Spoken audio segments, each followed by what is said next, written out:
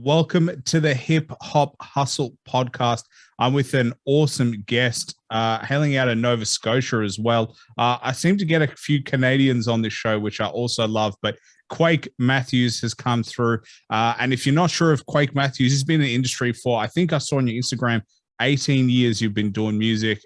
Recently dropped The Myth X in his most recent project, so make sure you check it out.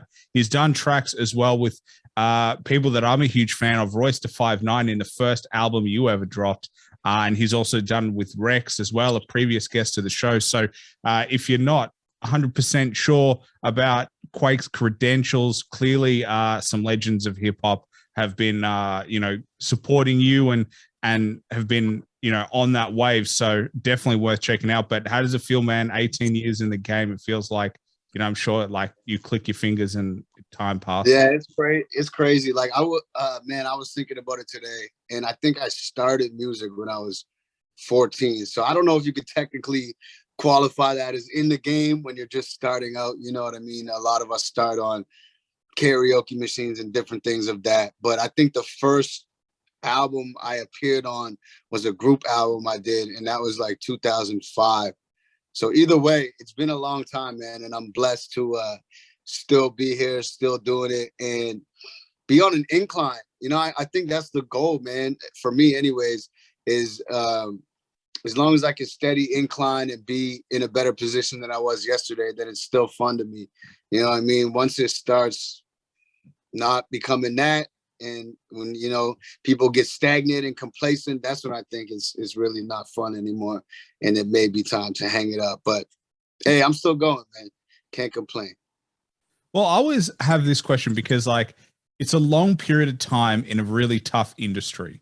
It's not like I feel like other industries have a pathway where you can see, I do this and then I get this and this, this and this. But music, because it's so subjective, and because it's all up to the fans, can be really challenging over the long period of time. How do you keep yourself from not getting beat down or like keeping the grind going?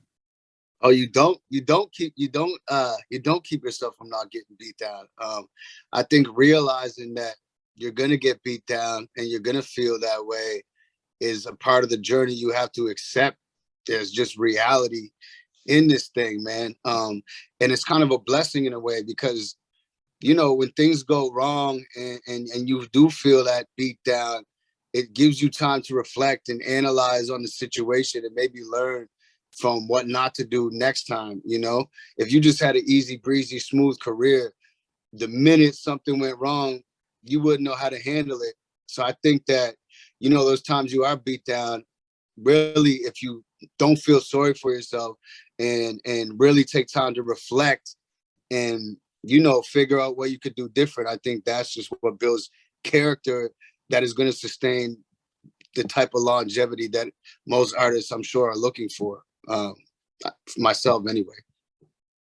Well, how do you stop it from becoming like a long period of time? Because I feel like there's a balancing act where you're like, you got to be not hard on yourself, but you got to be hard enough to learn the lessons you need to learn. But then if you stay on it for too long, it becomes a real slump and you're in a slump for like 6 months, 12 months. And I feel like, especially young artists, you see some of them, they get hot or they get some buzz. They're starting to come up and then all of a sudden they drop away for 2 years and it feels like the momentum they had just disappeared.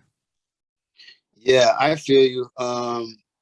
With me, I don't know. With the way things are going right now in the game, like it seems like it's just like you got to flood, and constantly be in people's faces, which is resulting in music that sounds like it's fast food music.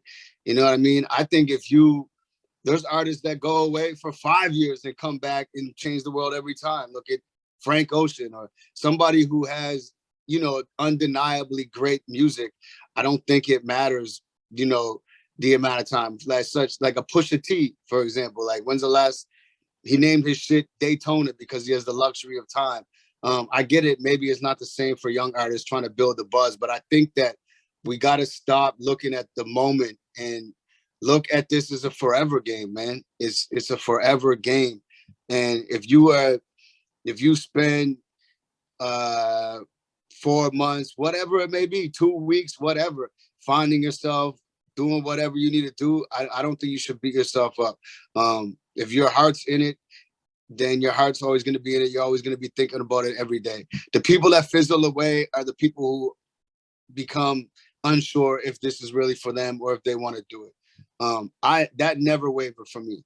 If I'm feeling down and beat up, it never, I never thought like, okay, I'm really, really gonna be done.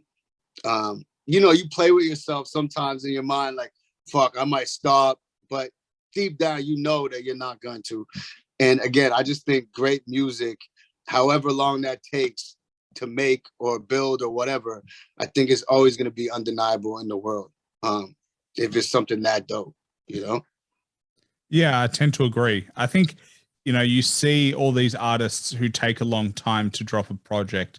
They do a really good job. The only problem is when you're coming up, and I'm like, I've got a foot in both camps where I'm like, I think some people release too much music too quickly and they don't actually, reflect on it and sit on it and critically analyze it. But then I'm like, or as a young artist, I can understand because you're wanting to make money because everything costs you money. And the longer you sit, putting projects together, that's a period of time where you're not actually making money. That's a period of time where you may have to have another job just to sustain the dream. So it's like, they're trying to find this balancing act without going one like choosing. I don't think you're gonna make. I don't know if you're gonna make that much money off the jump, anyways. Like you might get lucky and have, one song or whatever that hits 1 million streams. That's like what, $7,000, not even. I think you got to find other avenues to provide value while you're doing your dream. So for example, like if you look at somebody like a French Montana, he always knew he wanted to be a rapper, but he started with those DVDs, the Cocaine City DVDs. He was providing value, filming all these other artists. Meanwhile, he's meeting these artists as he's interviewing them.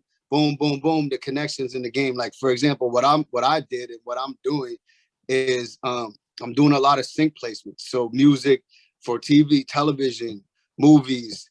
I just did an American Eagle commercial. I've had UFC, Beats by Dre. Of course, that's not the dream that I want to be doing, is making music for that type of stuff, but it gives you that money and buys you time to allow you to work on what you're doing. And I think it's just, again, it's providing value to the market or to other people, and you're going to make these connections along the way when you're doing that, and then it's in turn going to benefit you in the long run within your own career.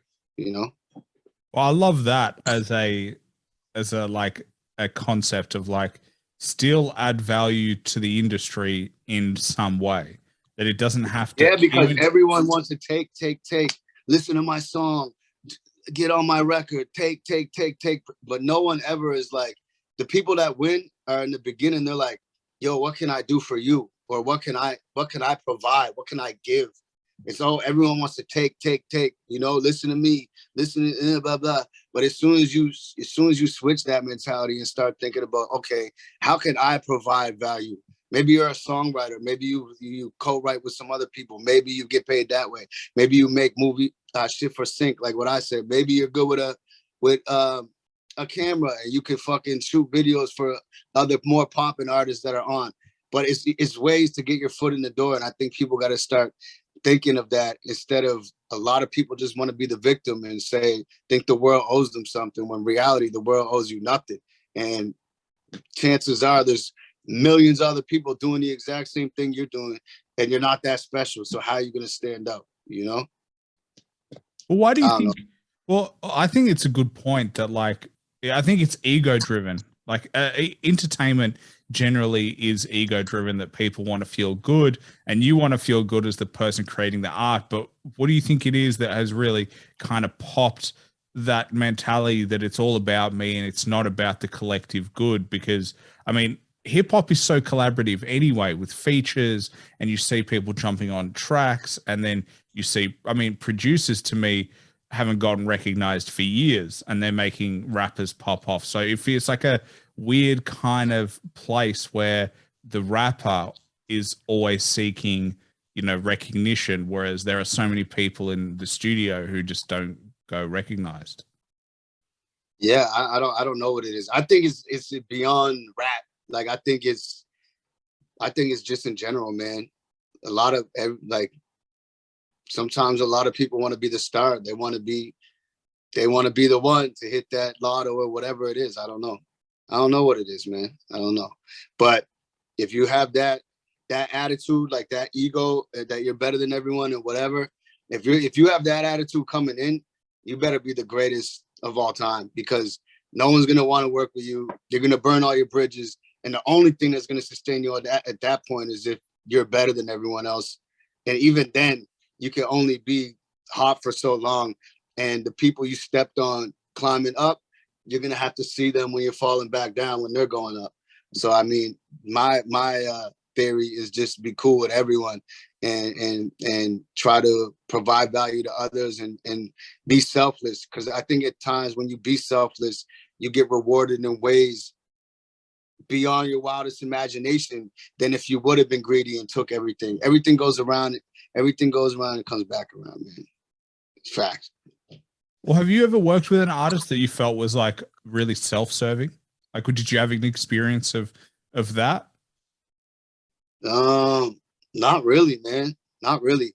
Everyone, like, are you talking about like industry artists or like a young artist? Either or, like anyone that you were like, you know what, it feels like, the process here isn't as good as it should be. Or I've seen tons of people come and go, man. Tons of people come and go. And the ones that are self-centered, I've seen the most talented ever people.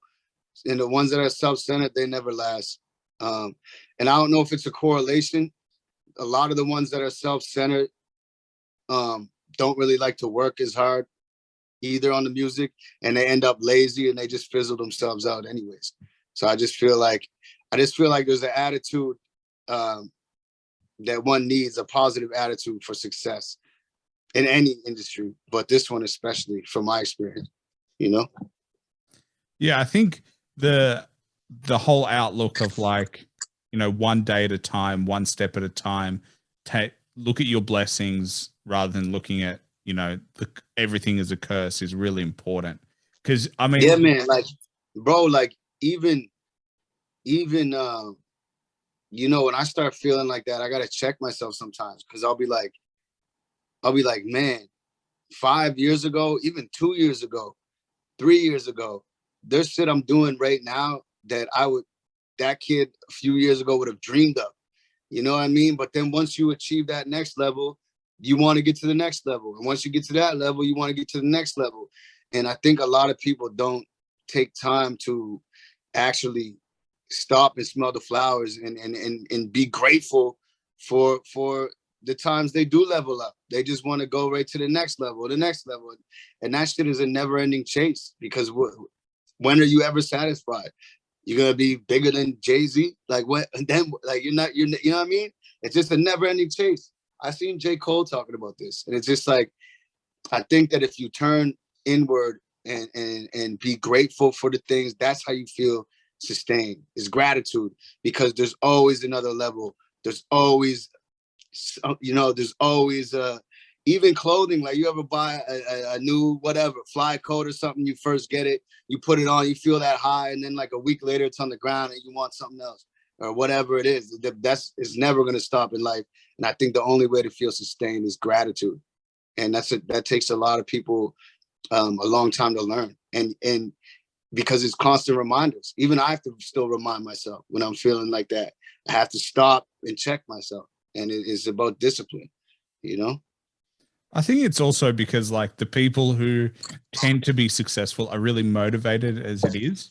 So because they're really motivated, like they'll set goals, and then when they hit the goal, they set the next goal, and it's the next goal. And I'm sure even Jay-Z has moments where he's like, there's still more that I want to achieve, and there's still more that I want to do. And then only when you realize that you're not like everybody else, it's like for him, he's just trying to continue changing music, change the game. I mean, he still is hustling. I think the only one you got to learn to compete with is yourself, because like even like, it's just once you start comparing yourself to other people's journeys, that's when you get fucked up, because everybody has a different journey. You know what I mean? Everyone has a different journey. Not everyone not everyone experiences things in life at the same time. You know what I mean? People get married at different ages. People get, so if you're sitting here and whatever, someone does something that you want to do, and then you're discouraged or whatever, it's only gonna rub off on you and make your experience worse because you're comparing it to someone else. That's why in horse racing they put the blinders on the animals, because if they look to side, they get fucked up. They fuck up their whole entire race. And that's what I've learned, man, is you got to try to block it out and just try to make sure that you are bettering yourself every day. You're competing against yourself.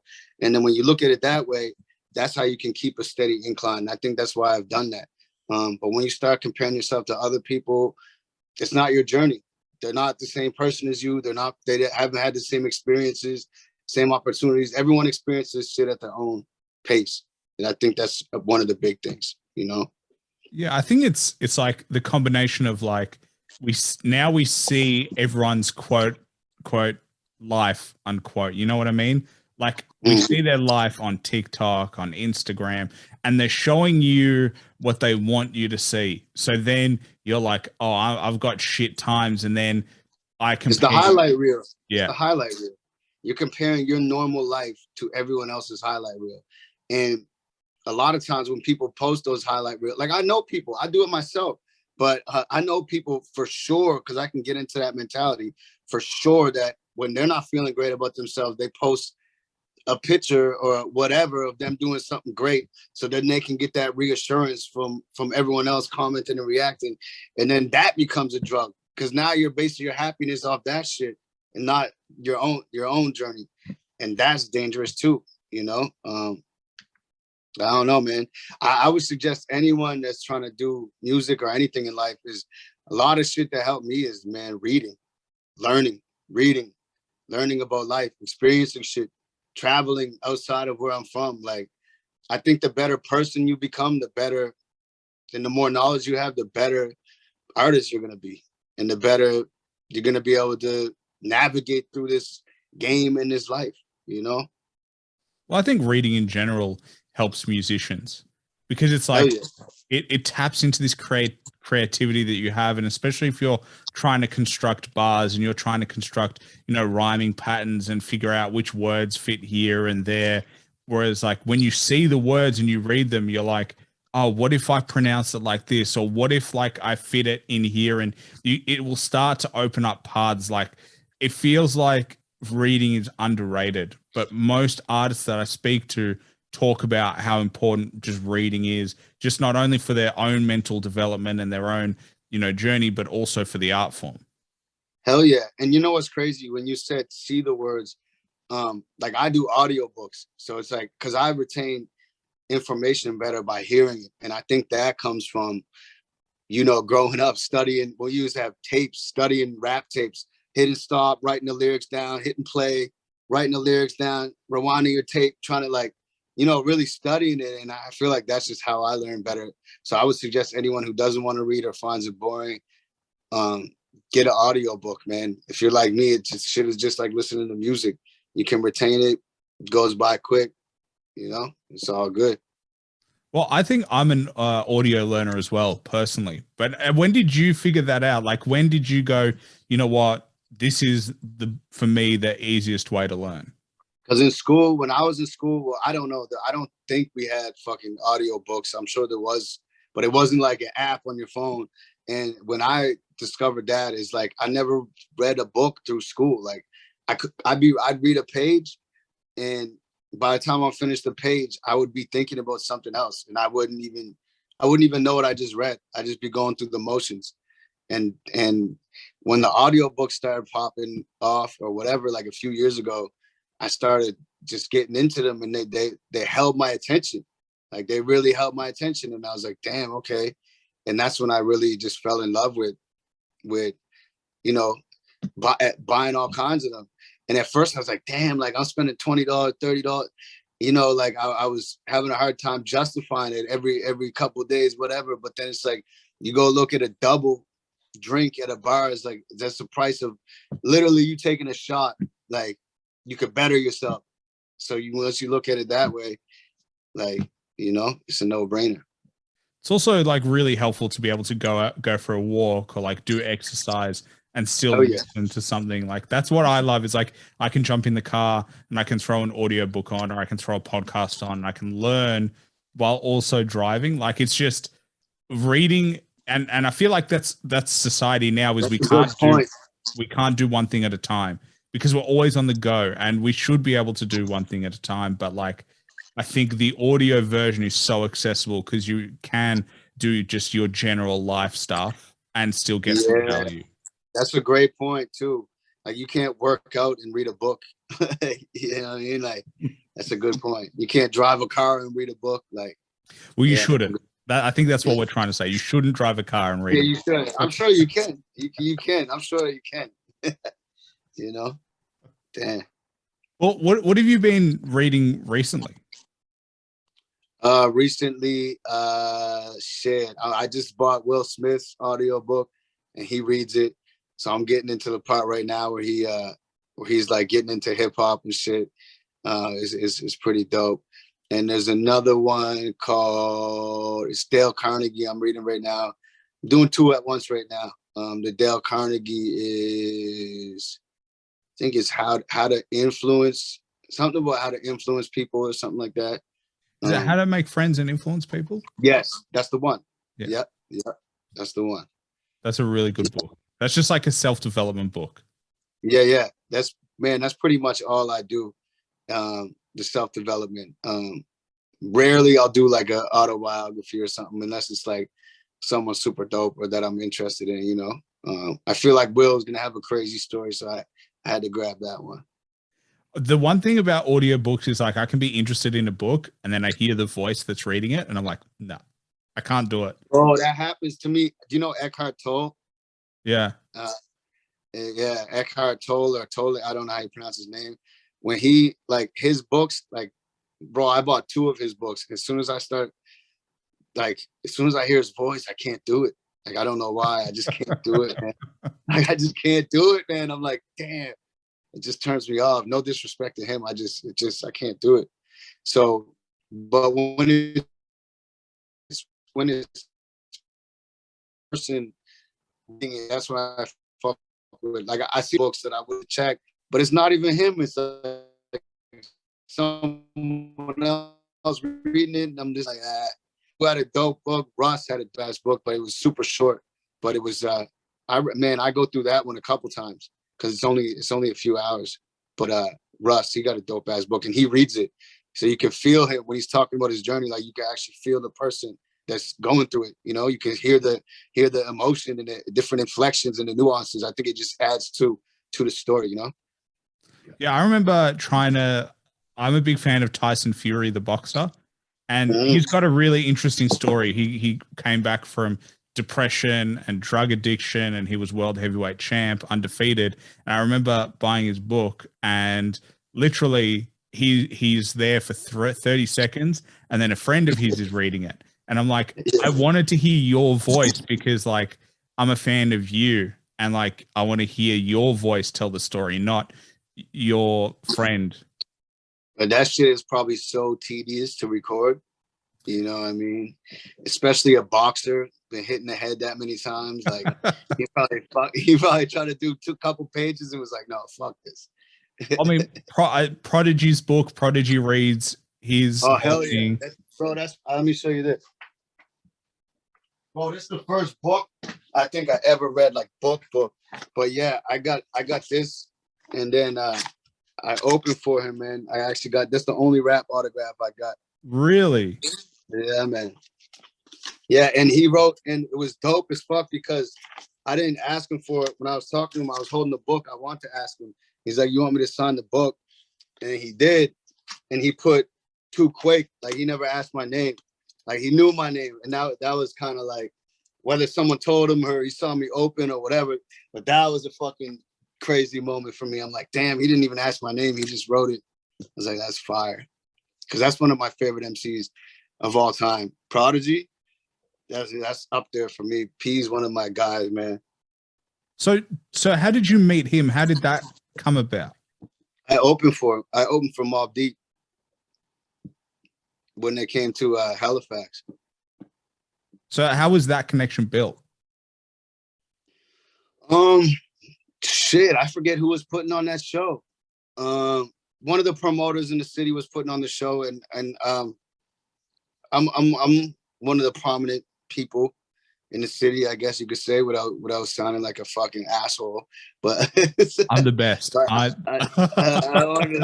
one of the people doing it, man. And yeah, I think the promoter knew, or I might have hit them up, and I was like, I have to be on that show because, like, I think people know me as like I'm a huge fucking Mobb Deep fan. I love Mobb Deep. I vocalized that throughout the past however many years I've been doing it. So yeah, however that happened, and then after the show, Havoc was like, I think Havoc was buzzed up. Like he was arguing with some girls, like slamming the door and like commotion. I'm like, man, this is exactly the Mobb Deep experience I wanted. And then P was just chill. Like he just sat there and he talked to us for a while. And man, it's so crazy because I just did a show in the same venue and I hadn't been there in a while. But that night he did like the whole door in like graffiti downstairs in the green room, like the whole door. Like he drew buildings, like every borough, like Queens, Manhattan. He made a big like fucking like graffiti shit on the whole door. And I was there the other last weekend, and the whole shit was painted over. I was like, it's crazy. Like someone just maybe not knowing, or maybe they're like, oh, we're gonna fix up the place or whatever. I was like, damn, that's crazy. I would have took that door, man. You know? Yeah. But what are you gonna do, man?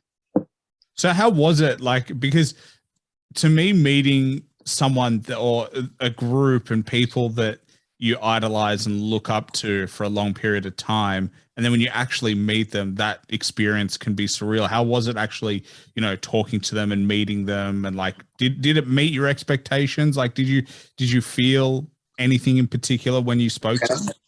Hell yeah. I never talked to Havoc. He was doing his own thing. But yeah, P was just a down to earth, genuine dude. Like, it was like anyone. Like you talking to anyone, like you just shooting the shit. Like it was really that. Like he was cool. He never had that celebrity ego, like nothing. Like he was just cool. And that's how a lot of people, I don't know, a lot of people are, man. Like some of my heroes that became my friends and shit. Like Freeway, like it's like, but they're all like people, down to earth people, most people, And I don't know if it's a correlation that like it's just the type of artist or the type of people I look up to and admire. Maybe that has something to do with it. That maybe I subconsciously like factor that in. That as stand-up people that I look up to. But a lot of my heroes I met, most of them are all fucking cool. All of them. I've yet to have a really like bad experience where I'm like, damn, I wish I never met that person. Like they were an asshole. Like that never really happened to me. Maybe once or twice. I can't even recall. I also feel like, they're also people as well, and they can just be having a shit day. Like, you know what I mean? That's one thing. That's one thing I realized as well. Because like me, I'm the person like that. I appreciate, I know I don't have a crazy huge worldwide audience, but I appreciate everyone. And I'm the guy that will like take time and take every picture. And like, I really have no ego at all. And that what you're about to say, that really hit me one time when someone was like, yeah, when I first met you, like you were like, you weren't that nice to me or something. I'm like, damn, like, what could that have been? But then you forget that as human beings, like maybe my girl just broke up with me over text, or maybe, you know what I mean? Maybe something just happened, or maybe and that's what you got to remember. So it's like, maybe that person just having a bad day. They're only human at the end of the day, Yeah, it's so weird because the pressure that you would feel because someone's built you up their whole life. They wanted to meet you their whole life, and so they feel like they know you. They feel like they know you. Yeah. And then, but then you, because you've had, and artists have these hundreds of these interactions. So it's like, you know, at some point it gets tiring to be that high and that energetic. And then like you're right, you may have gone through a breakup, or it's just been a rough day. It's stressful. You're organizing a bunch of shit, or you can't get the recording time, whatever it is. It's just, it hits you. And then it's like that one fan. It's like the hay that broke the camel's back. It's like that one piece. And it's just like, I'm exhausted now. Yeah.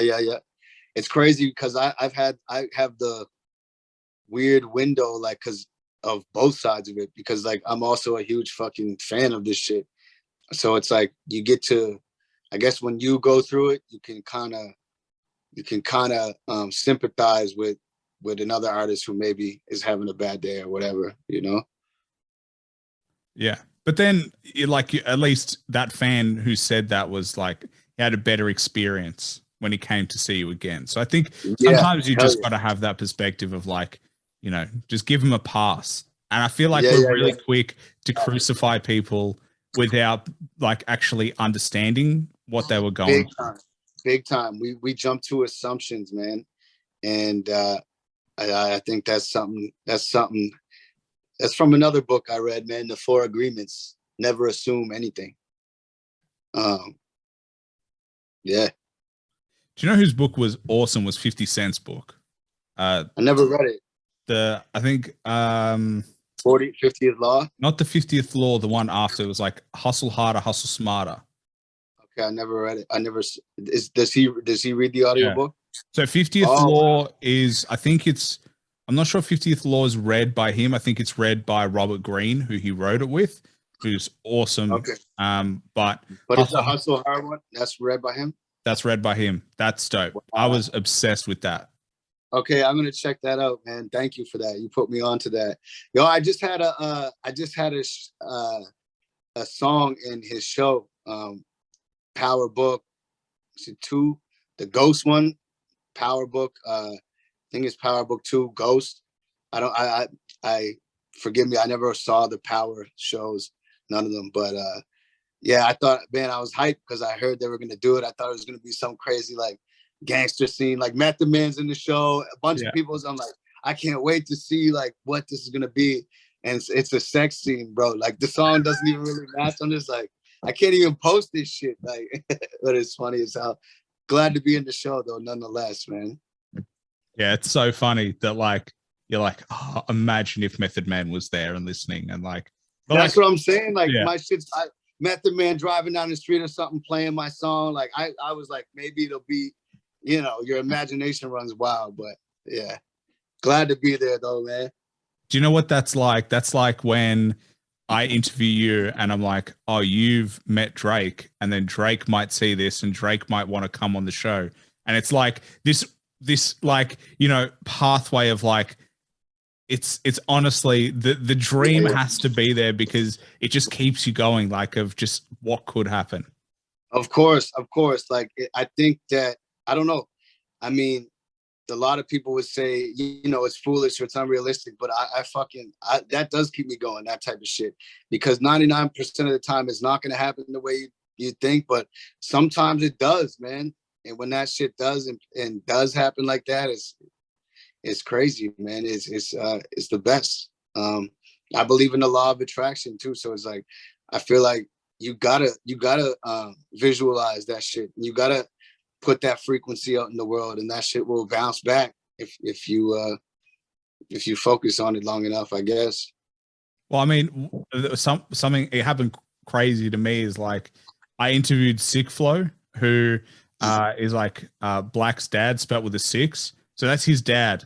Black. Okay. Yeah. And he's dope, and he works with like MOP, Sticky Fingers, Fredro Starr. What does Black's dad do? He's a rapper, but he also does. No way. And he also does like videography, and he MCs, and he does everything. He's an awesome guy. Like he's got bars as well. Like he is a killer on the mic. Like that is crazy, bro. I didn't know that, man. His son is dope, man. His son is super dope. I actually know his tour manager. But yeah, fuck, I didn't know that, man. I'm gonna look that up. I'm gonna 'Cause look that I up. didn't even know. I didn't realize. And then as I was doing research leading up, I was like, holy shit, this is amazing. Like it's literally a family of like stars. But Wow. I interviewed him, and then a Fredro Star and Sticky Fingers shared my story on their Instagram, and I was like, "Holy shit!" Now legends are aware of me, and I was just like, Yeah. when you start, it's like they're at the tippy top, and just being able to be like, it's the little wins that keep you going the whole way through. Hell yeah, man. And like half the battle just being in those rooms. Like I guess it's a virtual room, but you know what I mean. Be in the room, like being there, like doing those interviews, and eventually that shit is just gonna snowball. Whatever it is you're doing, someone's gonna tell someone, and there's gonna be moments like that, man. It's a beautiful thing. It's a beautiful thing when it happens. By the way, your post with Drake was so funny. Where so if anyone who hasn't checked it out, it's on his Instagram, and it's like you're really blurry, but you're in the background, and then it's the Curb Your Enthusiasm music, and it's unreal. I watched it like 3 times. I couldn't stop laughing. Yeah, man. I kind of regretted. I don't. It doesn't matter. But in the moment, we've me and Pat Stay. I didn't watch battle rap. No, I don't. Okay, Pat Stay. He's like one of the best in the world. He's from where we're from, so it was his battle, and we were there, and we've known.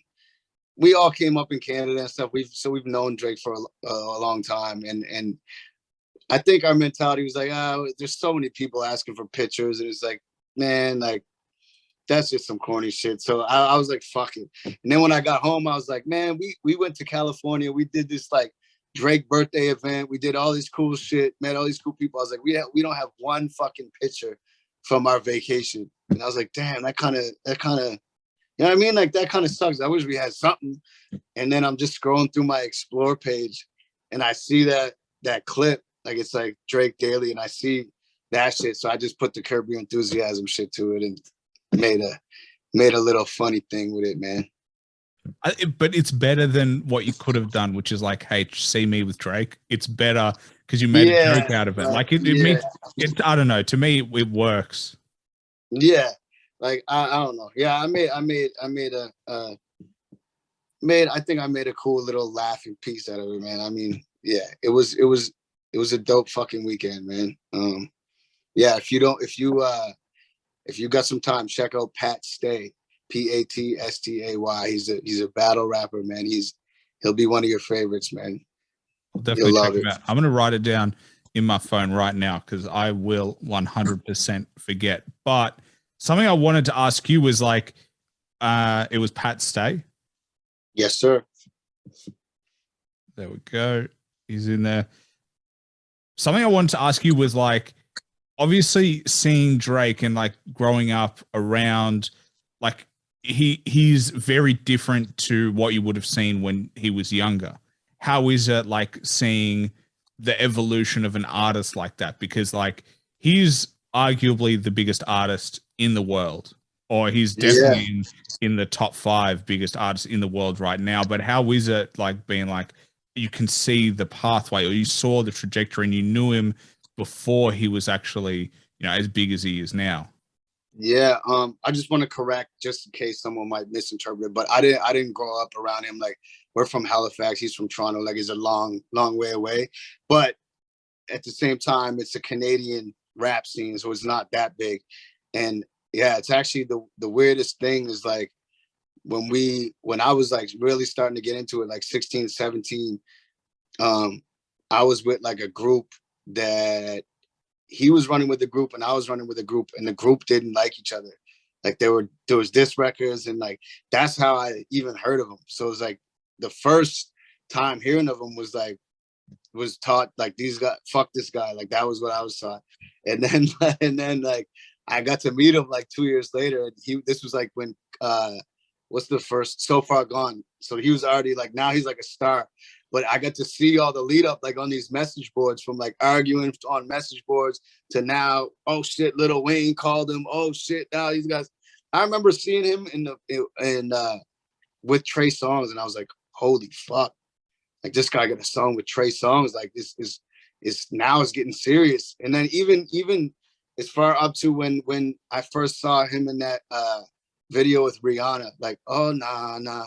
But when I saw that on TV and like I saw him standing there with Rihanna, I was like, oh my God, like this is real, like this is getting crazy.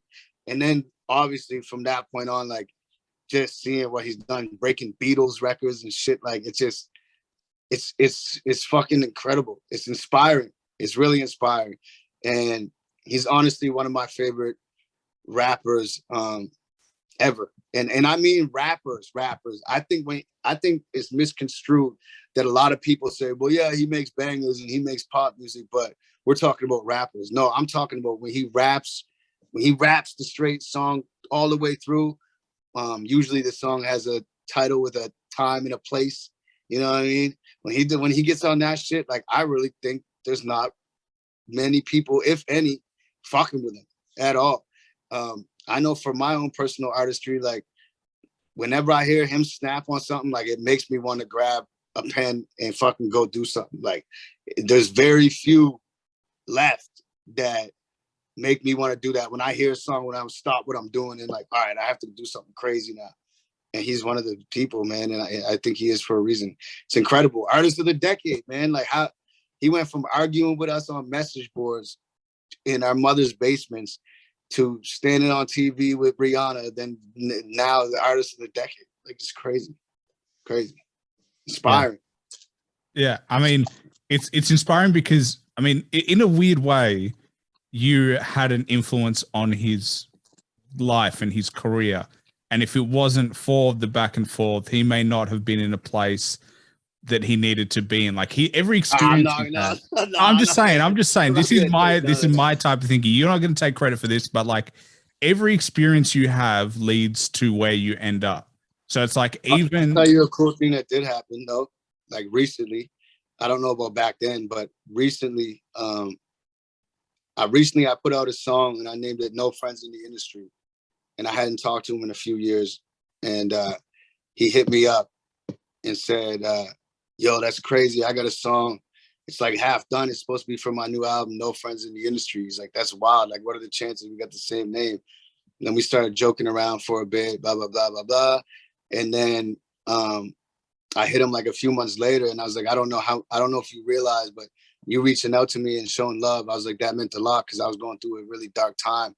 Like I got attacked by a dog, pit bull, like bit my face off, couldn't record. I was really going through it, man. And then that's when he messaged me. And then he hit me back and he was like, yo, I want to thank you too. Like our conversation motivated me to finish that song, No Friends in the Industry. And he's like, now it's like one of the hardest songs on the album. And then, you know, seeing that album come out, The Certified Lover Boy, and seeing that No Friends in the Industry, like I was like, damn, that is something. That's something you could, you know, that I could be like, damn, like that's a moment that really happened. So I get what you're saying. Like that shit can happen, man. You can affect people indirectly, and it's crazy. It was just crazy to think that like he is aware, like he still like follows you enough to be like, hey, you know, I saw something that you did, or like, because those people, you're like, how do they have time to be aware of anybody? Because bro, one time I asked, because this happened another time. We were at a press conference. This was like 2015 or some shit, and he was interviewing Pat, the battle rapper, Pat Stay My Boy, and he goes, "You look happy like you did in Quake Matthews, Summertime Wind." It's a song I did, video I did, and he like points to me like, I'm like, I go up to him, I'm like, how the fuck? Like, I think I was his friend. I'm like, how the fuck does he know that? He's like, he sees everything. And then I'm like, damn, like, and then I read the Rust book too. And he's like, he's like, I literally studied everything. Like I see everything. And it's like, it kind of makes sense, man, because it's like, to be that big, I guess you got to know what you're up against. You got to know everybody else's move. Like he's really aware of like what everyone else is doing, I guess. Like, and I think that's like a genius level shit. Even he said that I think it was an interview. I don't want to misquote him, but it was like he's scared of the kid in the basement that's coming to take his spot. Like, not saying myself, but just, you know what I mean? Whoever, like he's watching that shit and he's aware of all angles. And I think that's why he's lasted. Part of the reason why he's lasted so long. He's had the longest run in hip hop history on top, I think, right? Who else? Who else has had a longer run being like literally on top? Like, you could say Jay-Z had a long run, but it's like he's not he's not, you know what I mean? Like, Drake's still putting out. The only one that I think of is like Kendrick, but like he's not as prolific in the sense that he's not dropping projects as much as Drake is dropping. Yeah. But like, I think, like, personally, when it comes to Drake, like, I love his rap. Like, I'm with you. Like, If You're Not Reading This, It's Too Late was such a good album because he went so hard on so many tracks, and it was just, I was obsessed with it. But like, because he has such a wide ranging fans and his skill set is so wide reaching, he's not going to drop a full rap album because it doesn't hit all the fan bases. Something for everyone. He does something for everyone. Yeah, I agree. Like, I think that's calculated too. So like, there's ones that I'm gonna like more than others, but then there's ones that surprise you. Like, there's I learned to, he almost gets me into liking shit that I would normally like, or like to give it a chance, or like, you know what I mean? Like, there'll be ones that will catch me. Like, when the Hotline Bling hit, when that started, I was doing sound check at a show and the DJ played the song. I go, what the fuck is that? I go, that's a fucking slap. I go, that's gonna be a bang. You watch. I was like, I love this song. And then it becomes, you know, one of the commercial songs that a hip hop purists would probably say they don't like. But One Dance as well. One Dance, yeah, so crazy. Goddamn catchy. Crazy. Yeah. Super dope, man. Incredible. It must mean that he has the right people around him as well, because like, I feel like the artists that, you know, continue to stay really successful and the people who continue to make a career have the right people around them and they support them in the right way. They give them the right advice. And, you know, I feel like that is what you see more often, is the right team makes the artist successful. I'm sure he does. I'm not around him enough to know, like, I know a few people that's around him, but I don't know their process, but obviously he does. You know what I mean? If he had a dysfunctional squad of people around him, I don't think he'd be where he's at today. You know, obviously they have it down to a science more than anyone else. Like, that's, yeah, like he's transcended rap, man. He's like a Michael Jackson, man. Like, he's not even in the rap category really anymore. Like, it's crazy. It's crazy, man. If we can shift back to Prodigy, because I actually wanted to ask you, do you have a favorite album of Mobb Deep? Do you have one that to you stands out? Like, what's your feeling? Because when I was reading the book, I was like, these guys are dysfunctional in general. Like, their life is insane. Like, they're the complete opposite. But like, their dysfunction made them so unique. Like, it just added all the character to what they needed. Like, they were just talking about their lives essentially. Yeah, I love Hell on Earth, man. I love Hell on Earth. I don't know. Like, again, I think you relate the music to like your experience. So like, I remember going to the store and buying that red CD cover with the fire and flames with my own money as a kid and putting that shit in. And like, you know, like I think that certain music, you catch it's timing. Like, you catch it at a certain moment in your life, and then it's with you forever. Like, you know, certain music is like, it brings back memories. It's like, oh, I remember exactly where I was in life.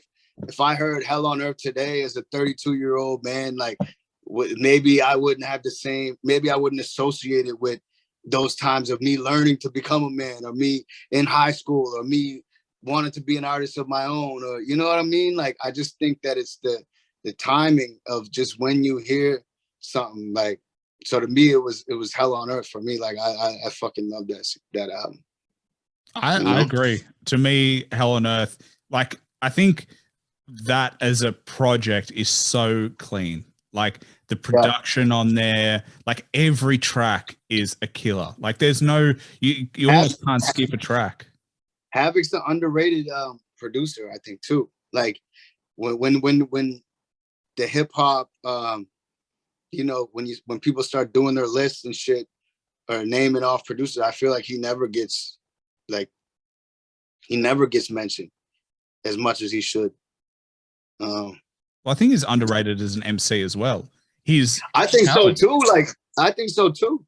Like man, he might even like I don't know. Like he might even rap more technically like rhymey than Prodigy, but it's just the attitude and the whole aura is just Prodigy's a fucking star. Like you can't. He has it. He has something that's indescribable. The X factor, you know what I mean? And some people, not saying that Havoc doesn't, but obviously that Prodigy is a star of the group. Like, you know. But yeah, he's underrated as an MC too. I agree. I always thought that like if Havoc wasn't competing against Prodigy, he would get what he deserves in terms of credit. But because he's like when you're on the same track with a guy who is arguably one of the greatest rappers of all time, then all of a sudden you get compared to him all the time. And so it's like You think Big Boy has that problem too? 100%. I Yeah. 100% believe that. Andre Yeah. 3000 has such a unique voice and such a unique way that he goes about it. But I actually think that's the challenge with like duos is that there's one of them who just edges the other one out. And I think on their own, they would have got it's like, it's so weird because it's like an alternate universe. They wouldn't have, you don't know what could have happened on their own, but together they're the perfect combo. I'm trying to think if there's ever a time where one doesn't edge the other out. Like that it's like even. Maybe it doesn't happen. Even in groups, like every group has like the superstar. It has the like, you know, the person who like can go on to make their career or is the person that they're known for. It's like, but I think it's because of the fans. It's not because of them. It's because the fans choose. Essentially, they are the ones who decide. Yeah. I got to agree. And a lot of groups break up or they hate each other or whatever.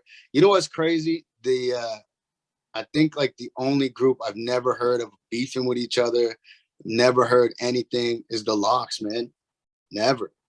There's never, and they're still a well-oiled machine, as we saw in the Dipset battle. Like, man, I've never heard of one fallout, beef, nothing between those three.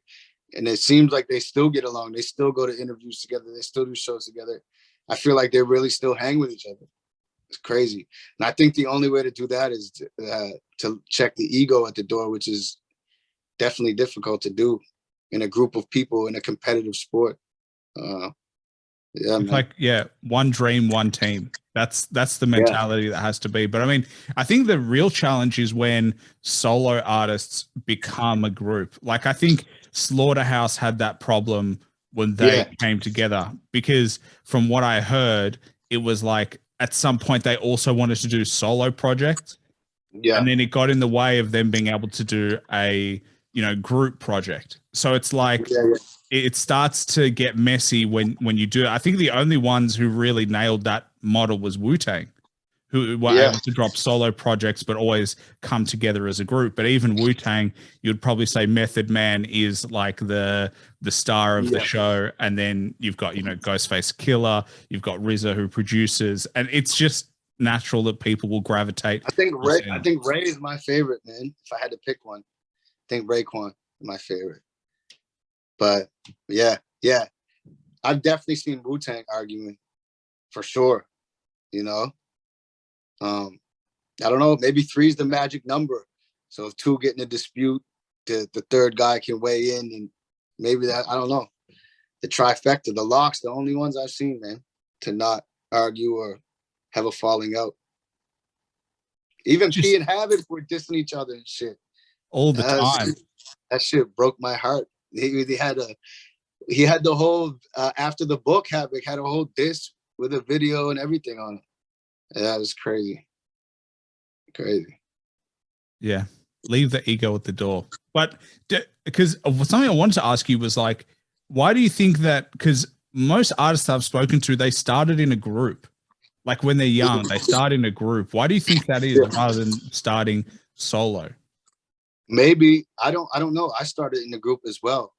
I think when you do, okay, here's my theory. I just thought of it, but I think when you start doing music, it's strictly like for the fun. And what other fun than to go on road trips with 3 or 4 of your friends, or come to the studio and get drunk with 3 or 4 of your friends and move like that. And then it's not even, it's easier too, because it's not even, the weight's all not even on your back. Like you write one verse and then you're gonna have other people doing the verse. And then that way, if people don't like it, maybe you're scared to put it out there too. If people don't like it, then they can come down on all 3 of you, or you're not singled out. You're not putting yourself out there alone as a single fucking flag flapping in the breeze. You know, you have more to fall back on. Maybe that's it, a combination of those things. But that's a good point. People always start in groups, and it always fizzles off. But I think it's because it's funner. It's funner to be around people and collaborate with people. But then when you start taking it serious and it becomes like, okay, this is my job now, chances are that you're gonna have a different outlook. And if the group, is not really just for messing around anymore. I think that's the big thing, is like, and obviously you do it together and it's just like a cool thing that you guys do, and it's not serious yet. And then as soon as it becomes serious, you're like, you know what? And there'll be people in the group who never want to take it seriously. They'll always see it as fun. And so I think that's kind of where the avenue is. I mean, with this podcast, I used to do it with 2 of my friends, and we used to just review hip hop albums. That's how it started. And then I was like, I want to start interviewing people. They didn't want to. They were just happy with where it was. And then I was like, you know what? I want to see this take off. And we just went our separate ways. It's just the same way thing. It goes, man. It's the way it goes. I don't feel bad. I was on a podcast too. Shit, man. Shit. Yeah. Kind of fizzled off, I feel like podcasting seems easier than it is. Like ours was dope. Like ours was like taking off, like getting numbers, because it was with Pat Stay and 2 of my other friends. So Pat, he's a huge worldwide following, and then we're all actually friends. So it was like funny, like but it's just, again, it's like getting 4 people on the same page and to meet up consistently, and okay, this person wants this edited out and that person wants that part taken out, and it's just a fucking headache, man. It's just crazy. And also, because you got to do it consistently. That's the hard part. It's like doing this and talking is not difficult at all. Like I always say to people, like, this is the easiest part of what you have to do. The hard part is all the rest. Now you got to edit it. You got to promote it. You got to everything else, upload it, mix the audio, I'm sure, all that shit. Yeah. Crazy. But like, yeah, I like, it's so weird because I like see message boards of people who are like, what should I do a podcast about? And I'm like, just choose whatever the fuck you're interested in. It's like saying, what should I write a song about? You write a song on what you want to write a song on, or what you know. You don't just write a song because you think that's the hot topic. It's never going to pop because you have no passion there. Yes, bro. I was telling artists in my city this, like, bro, it's exactly what it is. And people can, the viewer or listener, whatever you want to say, they're not stupid. Like, people can tell if you're just doing something with no passion behind it to just try to get ahead. Like, a younger artist from the city was like, yeah, I listen to the top Spotify playlist every day, and I try to take something from each song and then put it all into my own. I'm just like, bro, that's not going to work. Like, that's not going to work. If you don't have something that you're passionate about, or you have the passion behind it, it's not going to work. But again, what you said about picking the topic, like, I think we're in the best position we ever were in mankind for like niche shit to be bigger than it ever was, because now there's avenues you can connect with these similar people like you. Before, like, you had a niche, like you had, like, say you did some like obscure music, okay, and then like maybe not a lot of people are going to hear about it. But now on shit like TikTok, there's people blowing up on like all kinds of different shit. Like a dentist. All right, I'm a dentist. Like he's attracting all these other people who have similar careers. Like it's crazy. Now I feel like if you have a niche and you stick to your niche, it's a lot easier to make it. It's almost a better chance to make it if you have a niche than trying to do a little bit of everything, you know? And the fan is really smart. Fans are smart. People don't give them enough Very credit, smart. but Very especially smart. now with so much out there, they know what real and fake is. They know the difference between someone who's like, I care about this and I'm genuinely interested versus someone who's like, oh, I'm just doing it because I think it'll get me rich quick. They never support that dream because they're like, why would I give you my attention? Of course. They are very, very smart. And like, yeah, I've done it, man. I've taken stabs at things where I'm like, maybe this will work out. Cause like, it's crazy. Like I had a song that ended up doing very well on the radio by fluke. I didn't sit down and be like, I'm going to write a radio song. I sat down with a country writer and another one of my friends, and we organically made this fucking song one day. And then the shit started going. Like it just started going crazy. It was on all the pop radio. Like I'm not a pop. It was everywhere. And it was just lightning in a bottle. And then, so when that started working, I'm like, okay, like, fuck, this is easy. Then I try to do a pop radio song a few times after that, and it never worked. Never, ever, never worked. Then I had to learn. I'm like, damn, like this is not as easy what it is. The reason why the first one worked is because it was a genuine song that we did. We didn't even think about this shit.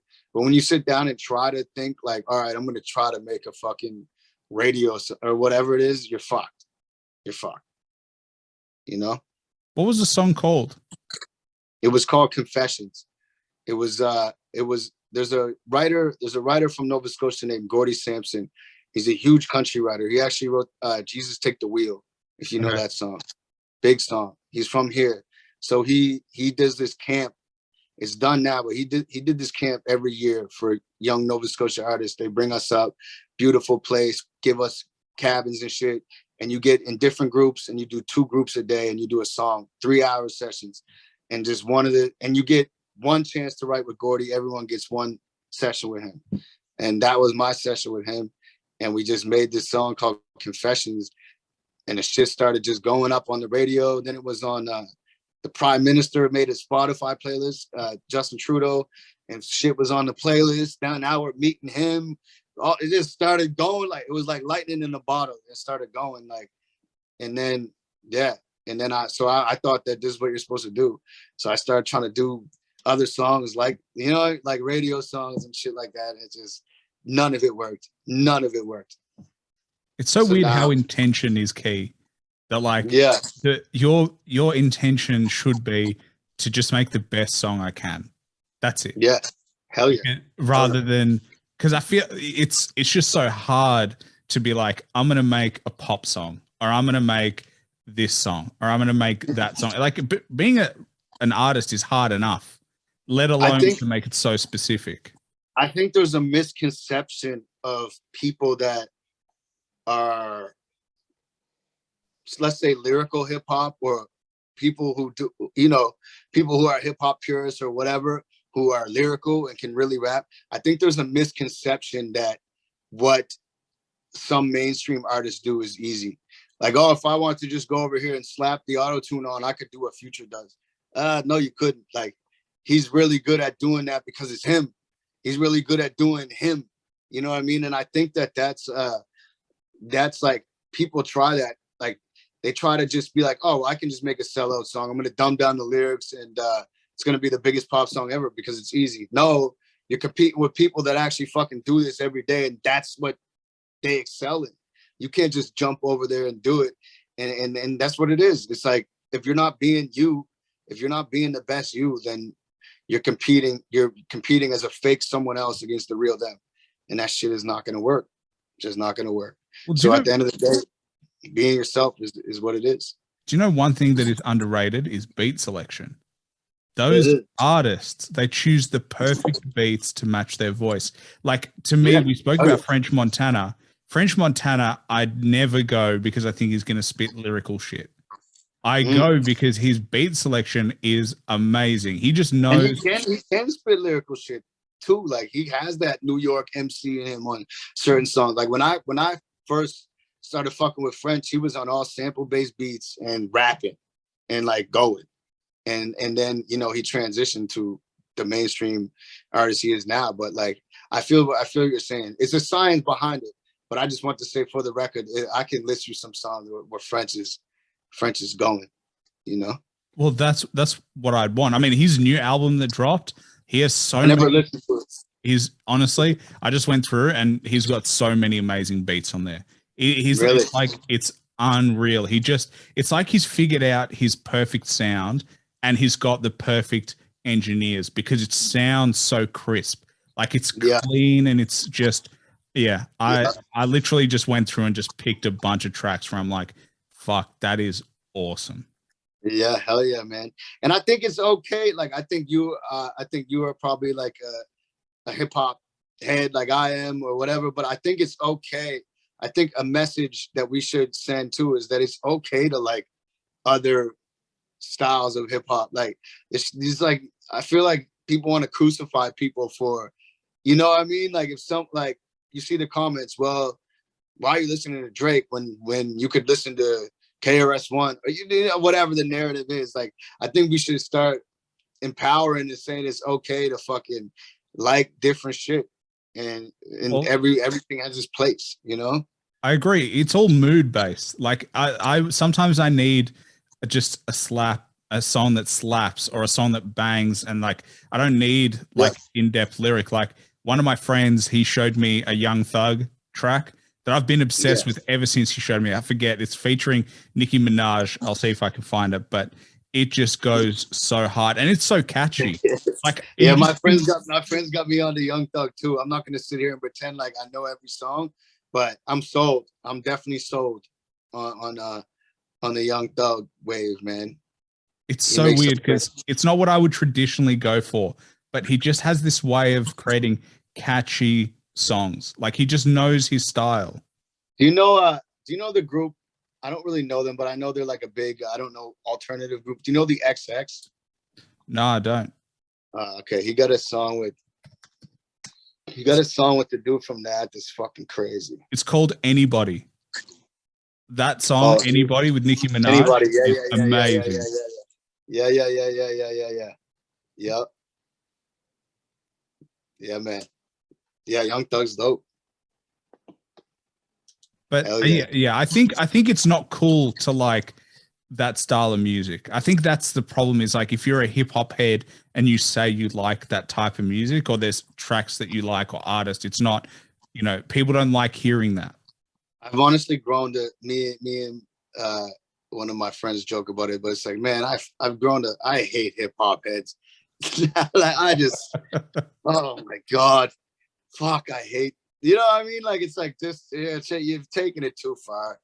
Like, let people have a variety. Let people listen to, like, lighten up. You know what I mean? Get up off the floor. Stop dancing around. Stop spitting on the cardboard, man. That's all. I'm just joking. Well, I spoke to Mad Skills, and he was like, I would be upset if it wasn't changing. Like, why would you not want the genre to develop and become different? Because otherwise it's just the same shit. That's how genres die, is they just stay the same forever. Like, do you want to eat the same fucking meal every night? Or do you want to watch the same TV show? Like, no, you got different tastes. You got different. So it's like, why can't it be okay that we have different fucking tastes of music according to the mood? Like, I'm not allowed to say I like Lil Baby. I think he's dope. Like, I just don't understand that. And I think I've always ridden that fine line where I do dabble into that side. Now, I always try to make that a point, because like, people say the stupidest shit to hip hop heads, man. They say the stupidest shit. Like, so I forget. I think it might have been something with Drake, and it was like, oh, that's really cool, you met him, but like, your shit crushes his. Or it's like, shut the fuck up. Like, shut the fuck up. Like, shut up. Like, no, I don't know, man. Anyway, I'm just joking, man. I agree, but I get into that mode as well. I get into the mode where I start bitching and moaning, and then I'm like, what am I talking about? I listen to their music. Yeah, man. Enjoy everything. It's positive attitude, man. Everything got its place. Everything got its place, and there's beauty in everything. That's one thing. When I started listening to music, trying to find the beauty in it or understand where that person is coming from, rather than judgment being the first instinct, that's when you enjoy a lot more music and you have a better experience with music. So I don't want to be bitter, man. I don't want to be bitter about music. I want to enjoy it. That's what it's here for, you know? I think that's the perfect message. And to be honest, there are some tracks that you shouldn't be playing with your, like, you're out, you know, with your girl or with your partner. Yeah. You know, it's by the beach, it's sunny, like some gangster play shit. Dance with the Devil, Immortal Technique. Yeah. But I mean, if you want. I mean, if you want to, that, I mean, like, no hate from us, but like, that's not what I would choose to play. Yeah. Yeah. Fucking, you getting ready to have sex with your girl and throw on some cannabis. Yeah. Yeah. Well, I actually can't listen to hip hop. I like when I'm in that mood, because I'll become focused on the track where I'm like, fuck, I like this track too much. And then I'm not, like, I'm just like, I'm like, you pick the playlist, pick a play. Like, actually, do you know what's good? I realize EDM. I'm not an EDM person, but like, because it's a sound, it's like just white noise to me. Whereas like, if there's lyrics, I'm then like, I thought you were going to say you're going to the tempo.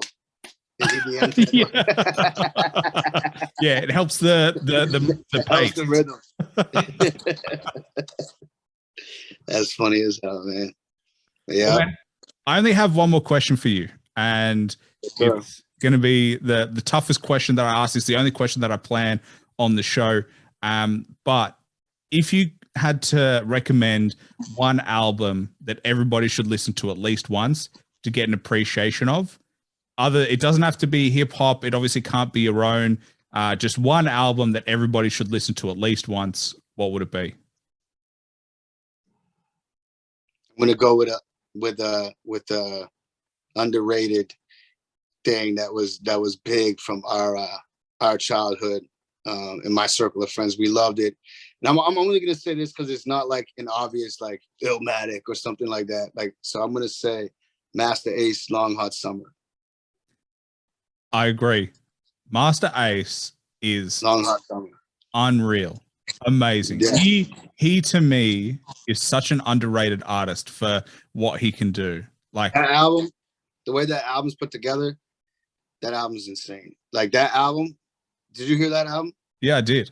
Yeah. The way he got the Fats Belvedere, the way he got the way it's just a whole story of like the whole summer. Like, it's the skits, the concept, everything, the beats, everything, man. I think that's one that people should throw on front to back. Definitely. Yeah, I had the pleasure of talking to Master Ace. He's such an interesting guy. Like, he's just like, I feel like, yeah, he is. He's actually writing I think it's like a play, or like he's actually writing as well, and is writing things. And like, he recently dropped an album. I think it was last year he dropped an album. That was really good.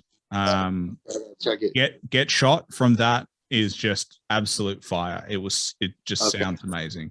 Okay, I'll check it. But yeah, can't speak more highly enough of Master Ace. Can't speak more highly of Quake Matthews. Look at me tying it in together. But yeah, amazing artist. Definitely check him out. And he's obviously got Spotify, YouTube, IG. Hit him up. You know, every artist loves when their fans, you know, show them some love. So make sure you continue showing love. Make sure you check out, you know, all his projects. You also do freestyles on YouTube as well to different beats. That's really cool to see that, you know, your style develops. So check that out. But, you know, man, it was a pleasure having you on the show. Hey, appreciate it, man. It's been a pleasure, man. Is there anything else you wanted to plug? Anything you wanted to shout out? Not really, man. Not really, man. I just wish everybody the best, and If a hip hop head tells you you can't like a certain artist, tell them to fuck off, man.